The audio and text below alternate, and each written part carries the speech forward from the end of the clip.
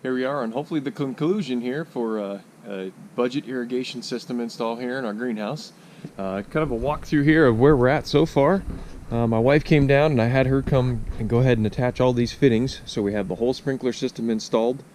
We do have one line running here, the other line running on this outer edge, and then the last one here for the trees and everything running there.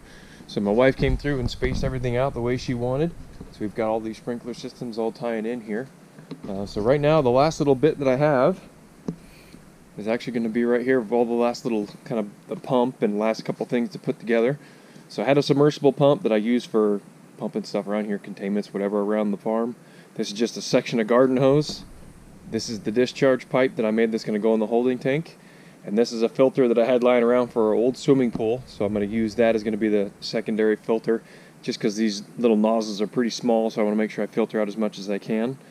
And then this came with the kit, which has a built-in pressure regulator and everything in it. And I did also get a really small pressure gauge to install on the bottom of this, so I can make sure we don't ever over-pressurize the system. So let me take you out back, show the tank we're going to put this in, and then we'll get this all hooked up, and fingers crossed we're going to fire the system up today. Alright, so here we are right behind the greenhouse.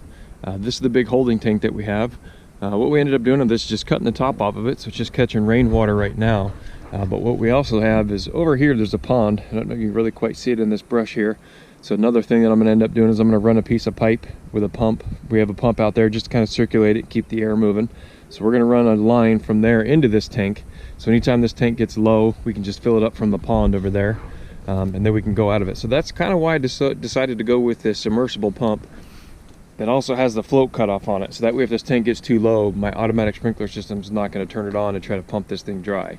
So right now I'm going to get the discharge pipe installed, run this piece of pipe inside the greenhouse, and then let's go finish getting the filter installed and hopefully fire it up. Okay, just got everything temporarily mounted so I can at least test out the system, make sure I don't have any major leaks before I actually permanently mount anything. We're going to start off by just looking at this bed. This is the furthest distance away from where the pump and the filter is, so we'll see how these nozzles work. Hope everything holds up, and then we'll kind of walk through and check them all. So I'll be right back.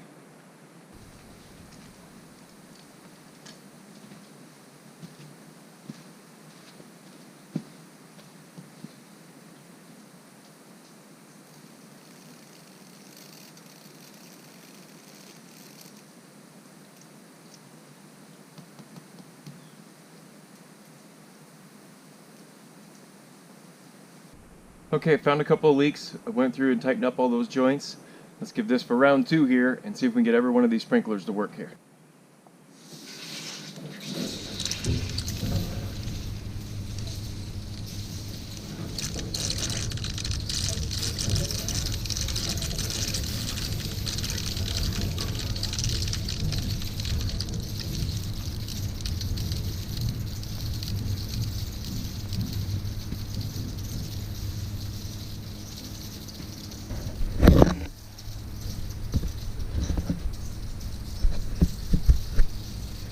Well, I'd say we're looking pretty good.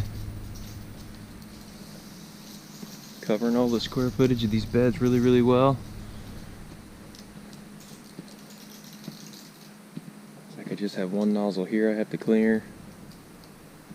One there. But all in all, I'd say we're looking pretty good. Awesome. Super happy with that. I'll put together a rolling tally of everything here, but I did keep it under the $100. I think I was right about $88 with the last set of fittings that I purchased. So every one of these fittings is working well. Awesome.